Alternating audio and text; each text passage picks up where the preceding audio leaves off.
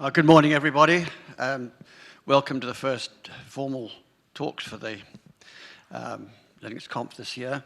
Our speaker today is Daniel McCarthy. Please give him a big welcoming hand of applause.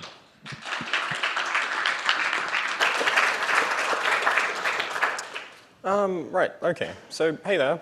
Thanks for coming to my talk. As you might have guessed, my name is Daniel, and I'll be talking about hexapods. So who am I? I'm a student of IT and engineering at Deakin Uni in Geelong. In my free time, I like to collect photons, usually at night and usually from the sky. I also have project-itis. Symptoms include starting too many projects, starting mod projects than advisable, and also a tendency to have many more, finish many less projects than I actually start. So you can contact me via Twitter, or you can have a look at my website where my slides will eventually be. They're not currently there. So first, I'm going to start off with a bit of background. Hexa what? Well, a hexapod, as you might have guessed, is a thing with 6 legs.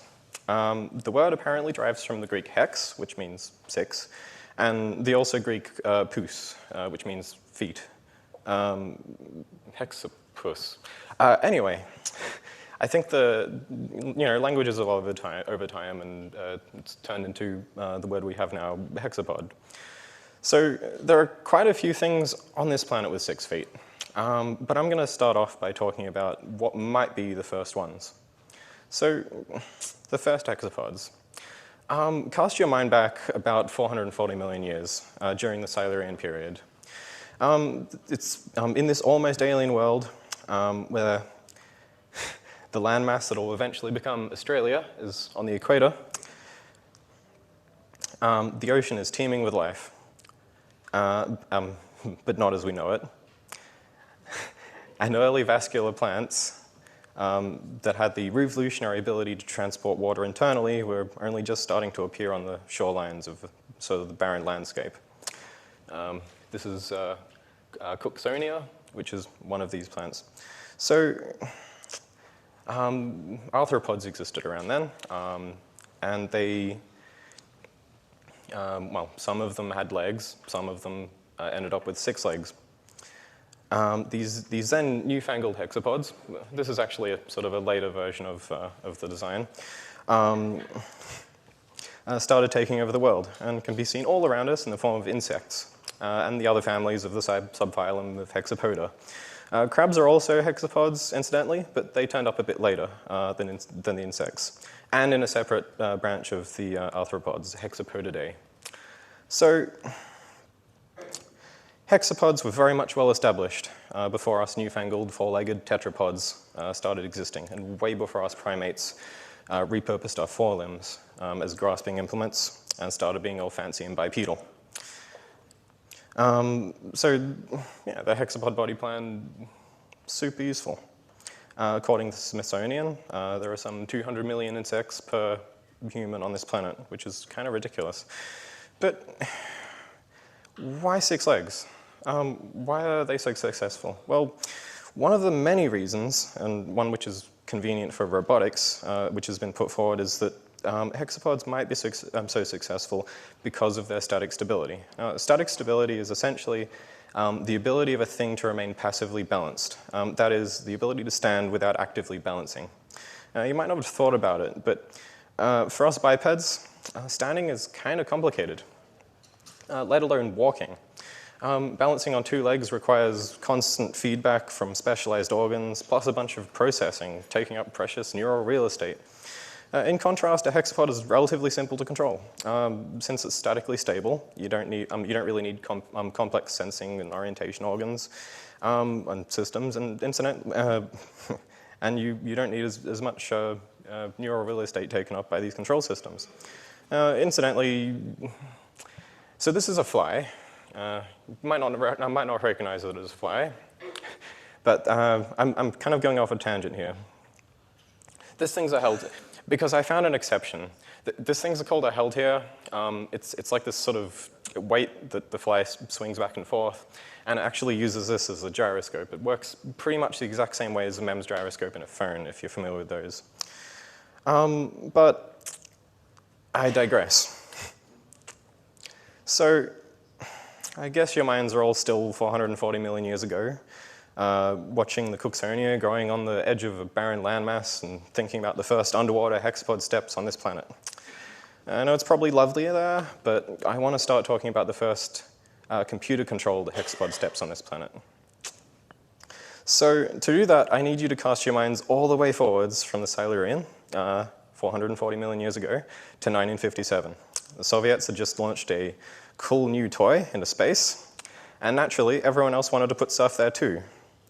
So the race was on, first to put more stuff in space, and then to put humans in space, and then to put stuff on other planetary bodies.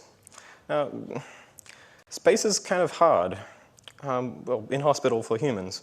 For a start, there's no air, not to mention all of the ionizing radiation flying around the place. It can cause damage to DNA and whatnot. There's also micrometeorites and things flying all over the place. It's not hospitable at all. And so you need more mass to sort of keep humans alive in space, for all of the radiation shielding and the oxygen and the food and everything that everyone needs. Really kind of annoying. And anyone who's played Kerbal Space Program would know the tyranny of the rocket equation firsthand. So the more payload you have, the more fuel you need to lift your payload. And the more fuel you have, the more fuel you need to lift that fuel. And now you've got more fuel that you need to lift with other fuel, and so on. It sort of gets out of hand quite quickly. So really, much easier to send robots to explore planets. So organizations like NASA and the Soviet Space Agency started becoming really interested in robots for space exploration. At the same time, the Defense Department was also becoming interested in legged locomotion because of all the terrain they'd discovered they couldn't drive tanks over. Needless to say, a flurry of research into legged vehicles ensued. So one of the... Is my video going to play? Probably won't. Of course it won't. Anyway, so the cybernetic anthropomorphous machine was one of the first vehicles developed in this new wave of research. This walking robot's controlled with essentially a bilateral haptic interface. And what that means is that you have a person sitting in the top here. They've got foot pedals and levers that they control with their hands and feet. And they have force feedback that's fed back into the levers so that they can control all of the degrees of freedom sort of manually. So it turns out that this is kind of hard to control for a person. Usually after about 15 minutes, they sort of just lose it. So a USC researcher by the name of Robert McGee saw this and thought something along the lines of, I wonder if I could automate this. And so in 1966, the first electronically controlled quadruped walker, which was called the Phony Pony, was developed. It was controlled by an electronic sequencer using, made from flip-flops. Not those flip-flops, these flip-flops. And it uses basically four 2-degree of freedom legs, which were able to basically propel the machine forwards. Now you'll notice that the cross beams on the feet on the legs are really wide, and that's for lateral stability. There wasn't really anything in the way of balancing. It was literally just a sequencer. All right, so if we skip forward a bit, we end up with computers like the PDP-1170. Now, the inexorable continuance of Moore's law has meant that you've ended up with microprocessors and things, and now we've got a nice fast machine, well, relatively speaking, with an FPU on board.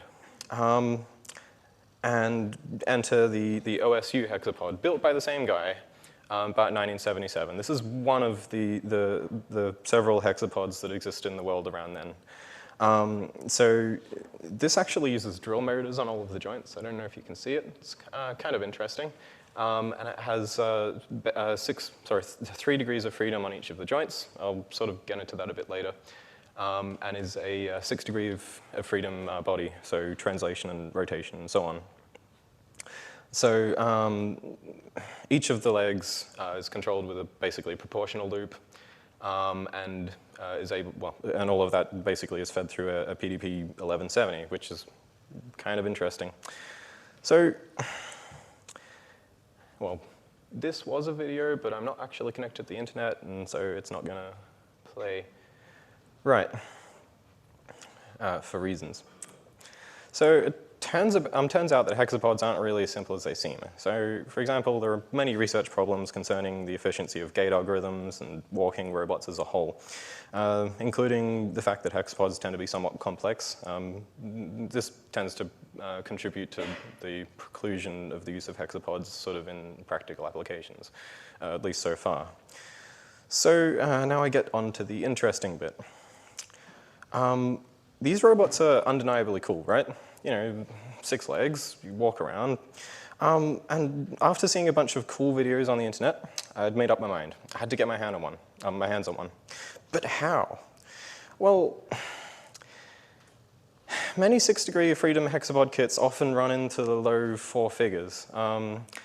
Servos tend to be kind of expensive, and you know, I couldn't really afford that on my student budget.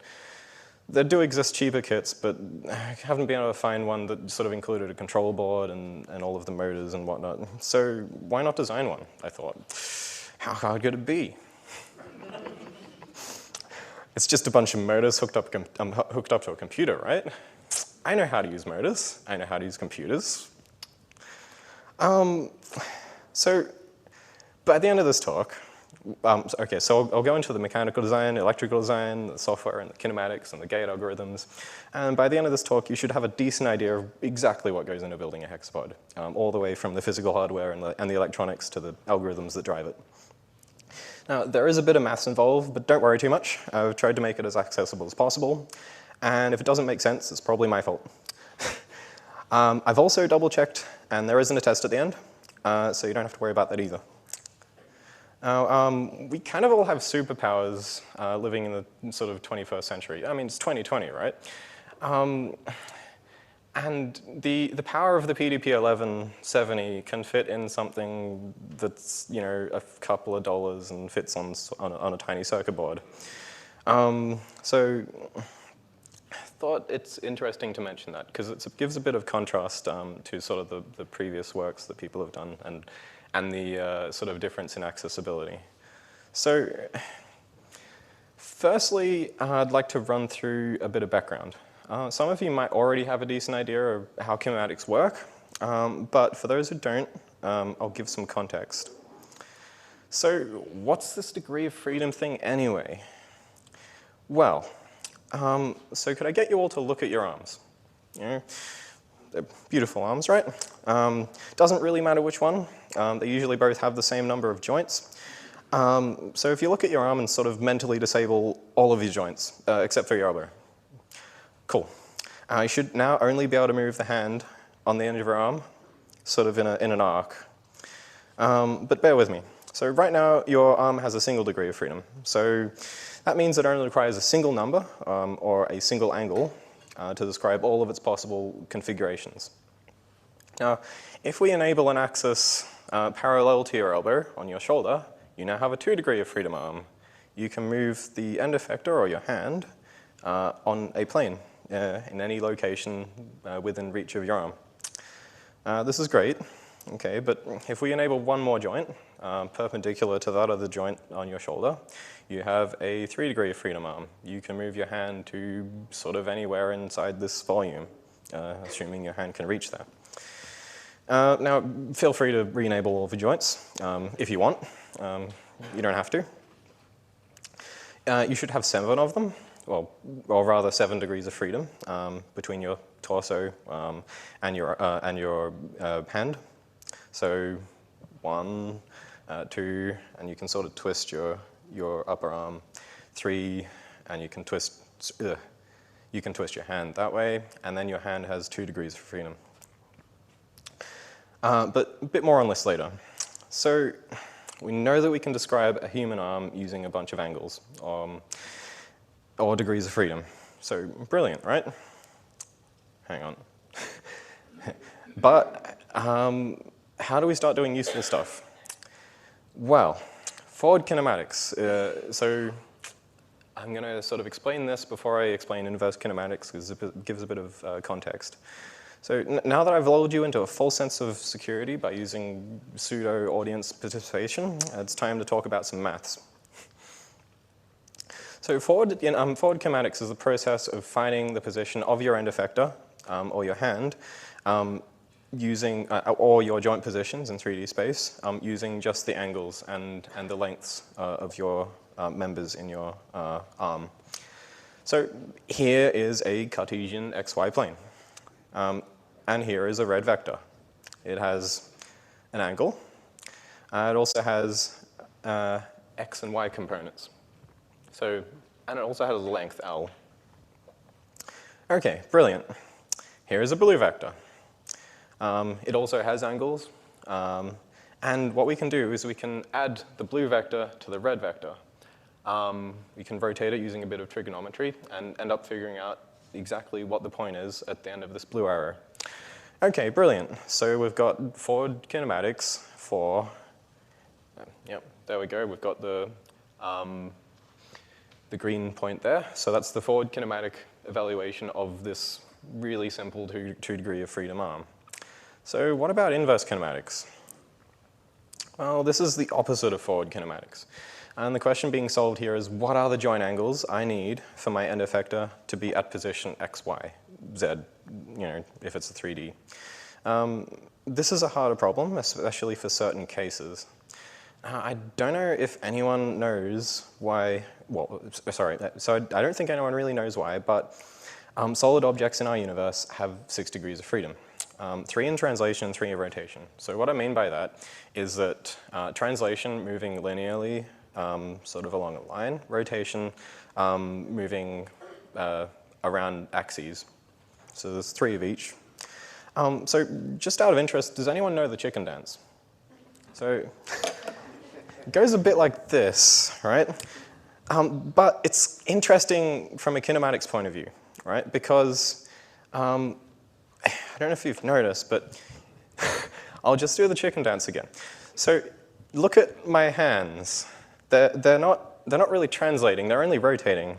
So they're not moving in translation, right? So I actually have too many degrees of freedom, or more degrees of freedom than I actually need to put my hand in that specific position. So whilst performing this dance, the extra degree of freedom is basically being turned into chicken flapping. But in other contexts, it can be kind of useful. Like when you're reaching for something at the top of a shelf. You can't reach through the shelf, but you can reorientate your elbows so that you can reach in. And that's actually quite a useful feature. Probably the simplest approach to IK is to brute force the problem. Take, for example, this overactuated 2D arm. There are an infinite number of solutions for this. But we can approach a solution by essentially iterating, right? So we can take a joint and move it. Well, we can change the joint angle and then evaluate the forward kinematics. And then we can figure out, is the end effector any closer to our target?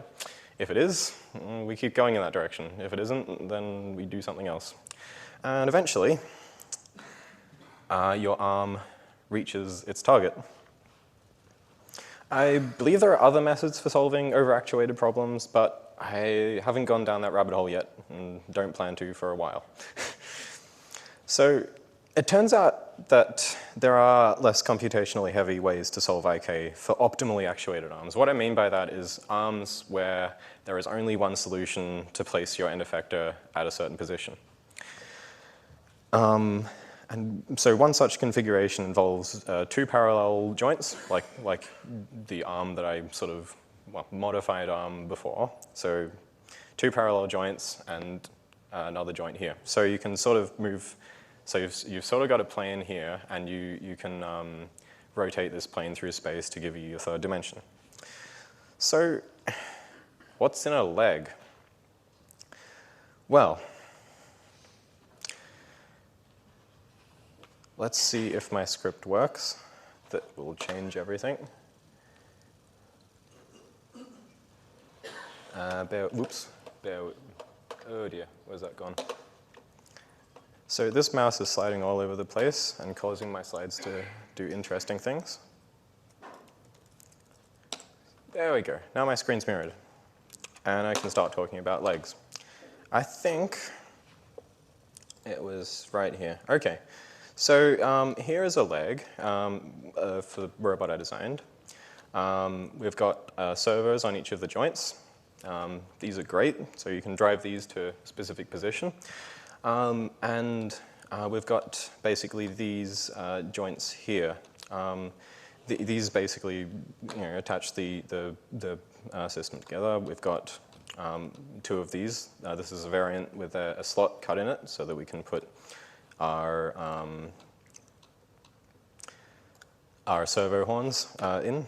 So basically, there's a spline on the shaft on the servo, which sort of rotates, and that mates with the spline on here. I can't 3D print things that small, so ended up sort of doing it that way. So this is the tibia. This is kind of interesting. I don't know if you can see the hole in there. That's just big enough to fit. You probably can't see this at all. Hang on. I have a solution for this. It's somewhere. There it is. OK, I have a camera. So, yeah. OK, so this guy has a plug at the end. And I can fit it through the slot in my drawing right here. And I've got this sort of wire guide up the top here. This turns out to be a decent solution, except every time I put a servo in, I'm worried that it's going to fall apart. Right. So if I figure out how to get back to my slides. OK. Cool. That isn't working because I don't have internet because, OK. So servo control signals. So essentially, there's three wires. We've got power, ground, and we've got a PWM signal. Depending on the pulse width, you can basically move the servo to a specific position. The datasheet for the servos is slightly wrong, or at least the datasheet I found for the servos. I'm not sure whether the servos that I got are actually genuine or not either. They could just be, anyway, they're actually the cheapest servos I could find. And they specify between a 1 millisecond and 2 millisecond pulse width in order to move the servo entire range. I found that this wasn't the case. It only moves at 90 degrees. You've got to extend the pulse width an extra 500 microseconds either direction. So that was kind of interesting. I'm going to try and change my mode and actually get my slides to properly work. That says 9. Right here.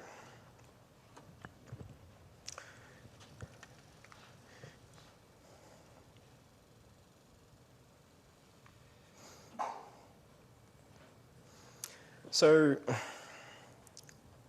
we've got our leg designed. And since we need some way to move our joints accurately, servo motors are used. Where am I at? So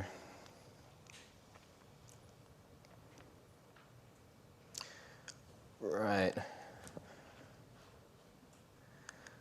I'm going to start talking about the single-legged inverse kinematics of the leg. So if you remember back to the start of the talk, we're trying to find our joint angles for the leg to be in, for the end effector of the leg to be in a specific position. This can be solved by decomposing the leg into two 2D problems. So if I take a top view of the leg, if we get rid of the leg and label the axes, we've got a Z and an X axis. We can sort of see the leg as sort of like just a straight line. We can get rid of all the joints. and we can grab the Z and the X component of our joint, well, our position that we want to evaluate. Then to calculate our joint angle, so we need the length. We have our length. It's essentially, we've got Pythagoras. We can use the inverse tangent of Z on X to find this angle here. So then we can start solving the other 2D problem. And this is essentially a side-on look. And we've got, so this green line at the top is the exact same line as from the previous image looking down. And then the yellow dot, you imagine that as sort of a line going into the wall. So we can draw another red line here. This is, well, we can compute this using Pythagoras. And we can label all of our joints and angles thusly. Right, so Pythagoras, figure out the length of B. And then we can use something called the cosine rule, rearrange things a bit, and we can figure out what the angles at C and at B are. And then you've got inverse kinematics for the entire leg. And none of my videos are going to work, are they? No, this is going swimmingly.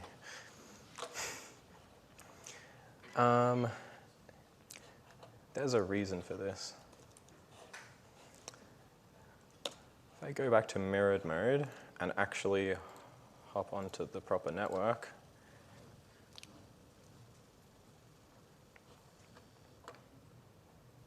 yes, I know my video can't be loaded. What? No, it can't. Nope, it can't be loaded. Jeez. No, that's not what I wanted. There we go. Right. If you bear with me.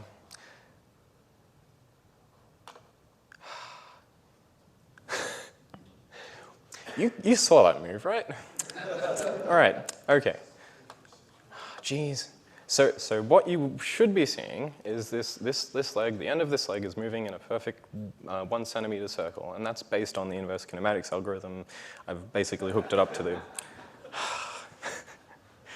This is going really great. Okay, so here's my prototype leg that I started off with in order to basically get the algorithm working properly. I could move that one, but I can't move it as accurately as my code. Okay, so scaling up. So we've got our 3-degree IK for each leg. What next? So we want to copy and paste it 6 times, right? Well, here is a drawing I prepared earlier. So what we can actually do is we can grab the same tibia here and use this between the legs here.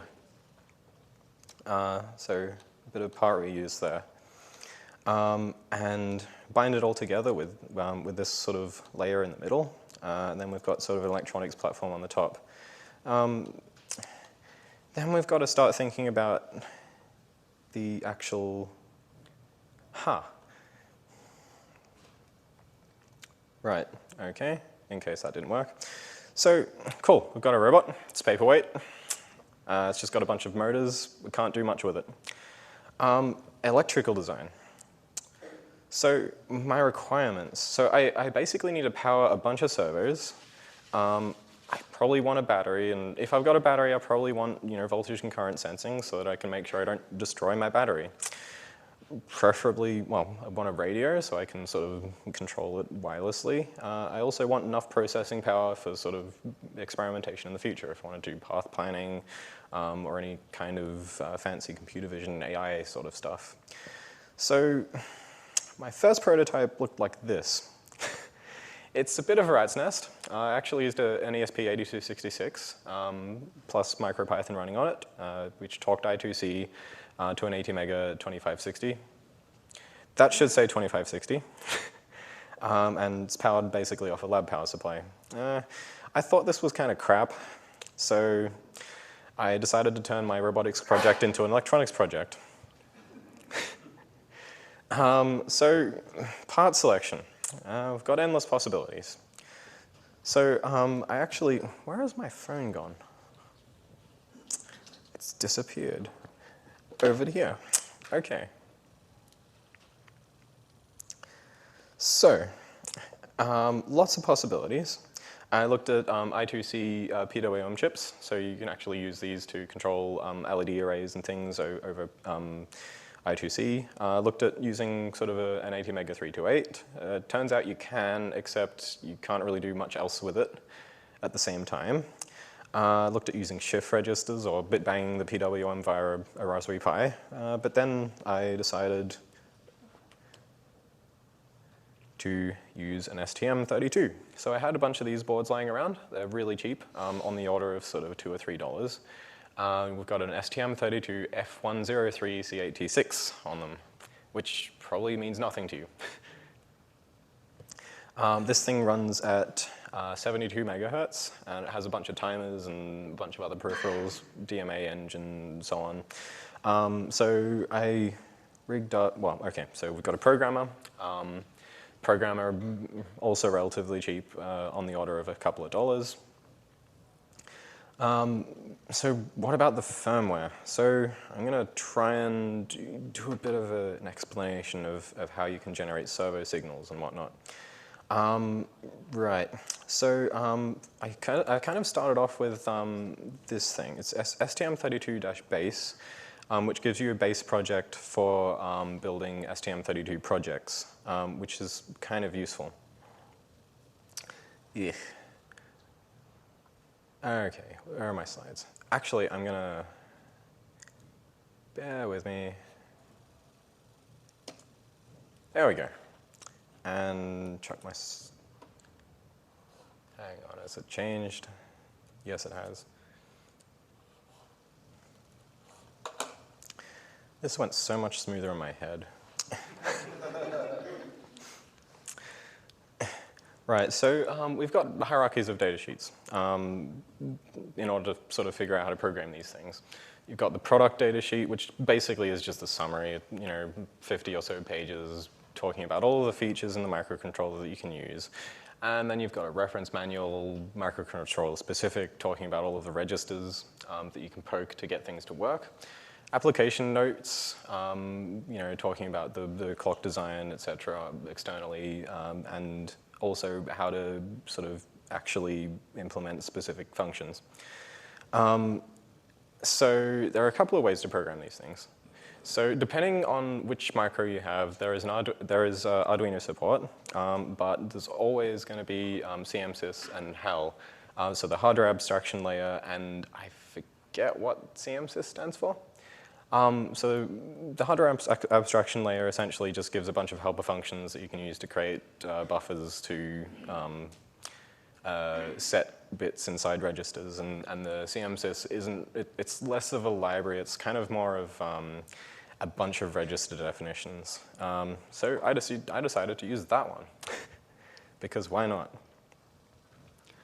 Okay, I've already talked about that. So registers are basically just switches. You can flick switches and get things to happen on your microcontroller.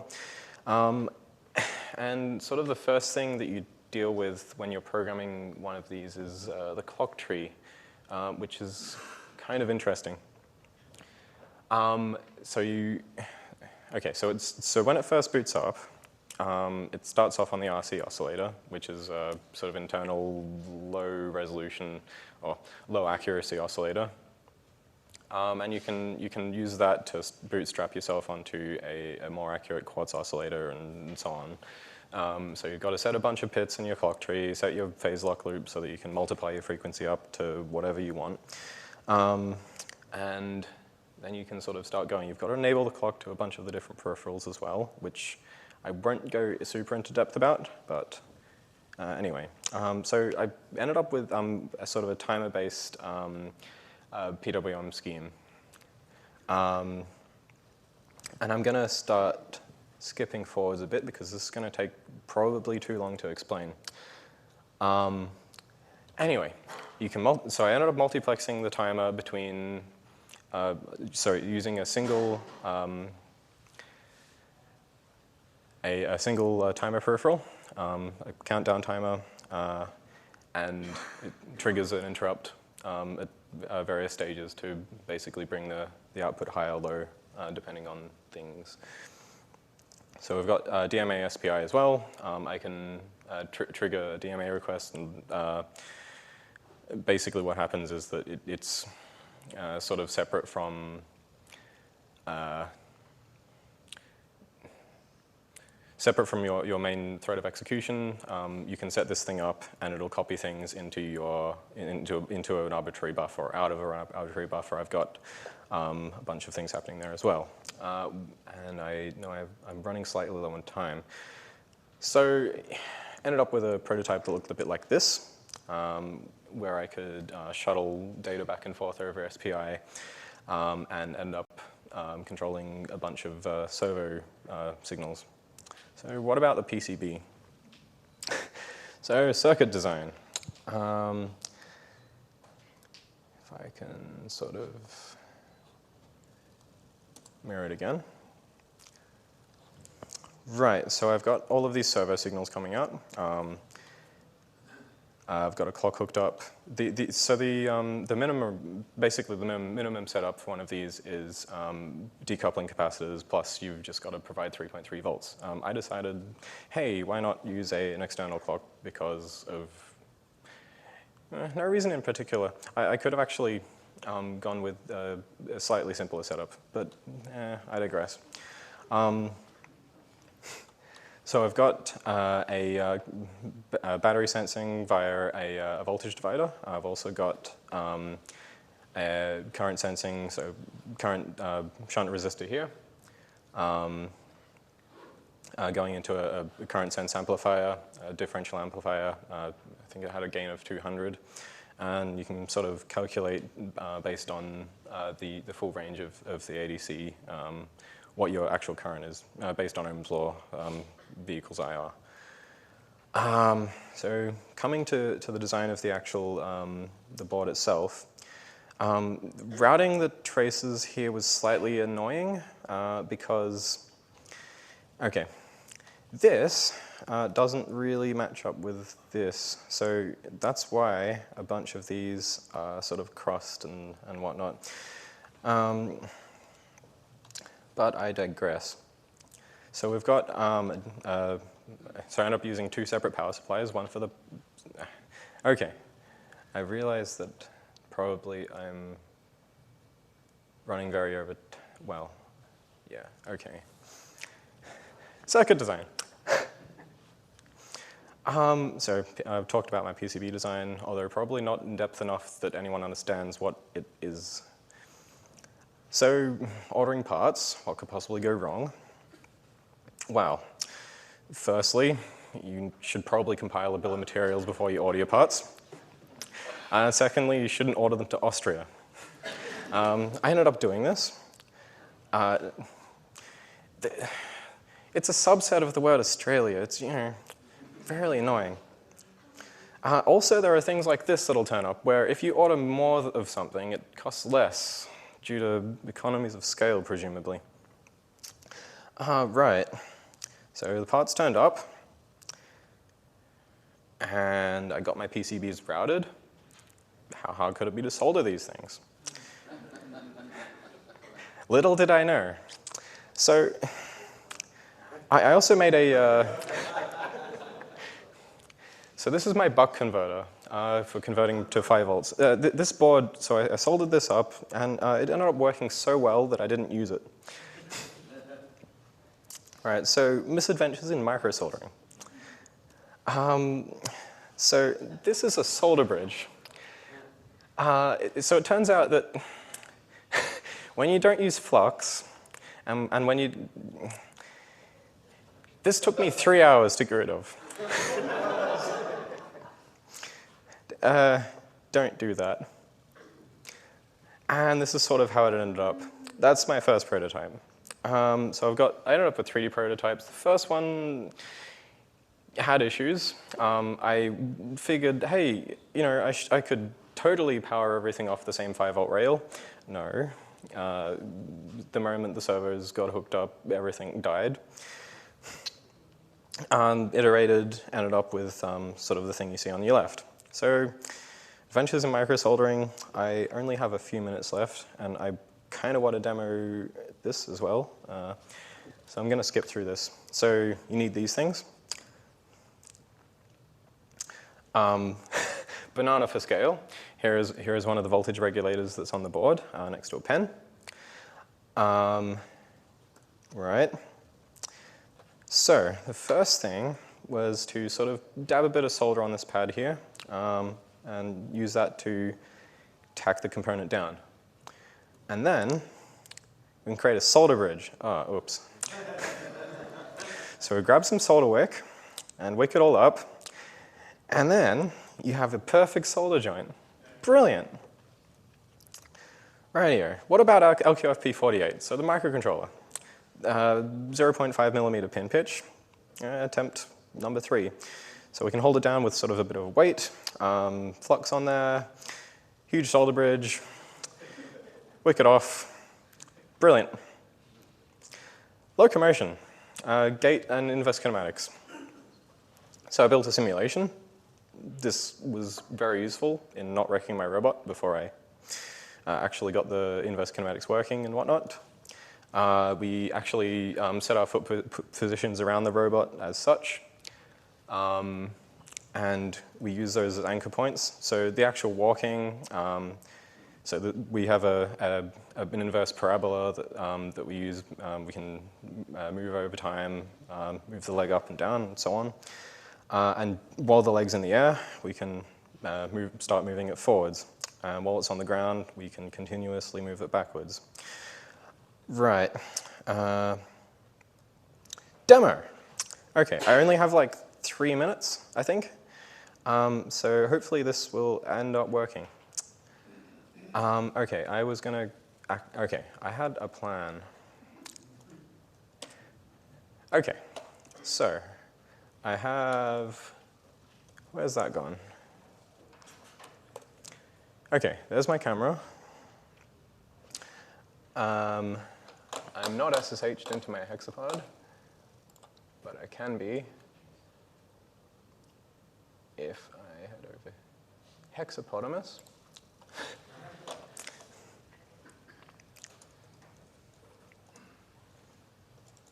There we go.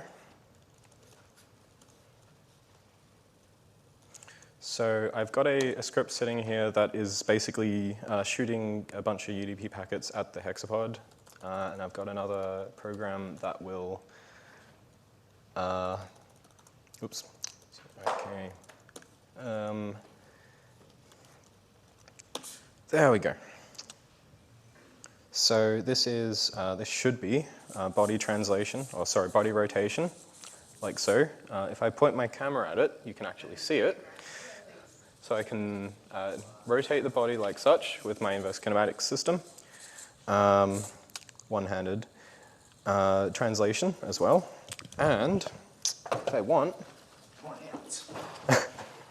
thank you for being my tripod. I can start running my Gait algorithm. I can't actually see what it's pointing at, so... Well, if I had an invisible head, would that help? Right, okay, so we can start getting this to walk around. It can walk in an arbitrary direction. I can rotate it. I'm going to try and not to walk this off the table. That would be bad. There we go. So this is a single leg ripple gait, which means that I only move a single leg at a time, and I'm moving the other legs backwards at the same time.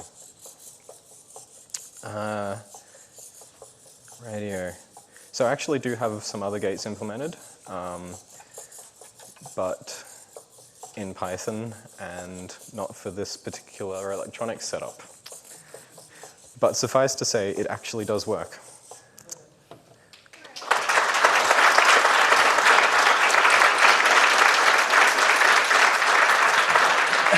Thank you very much, Daniel.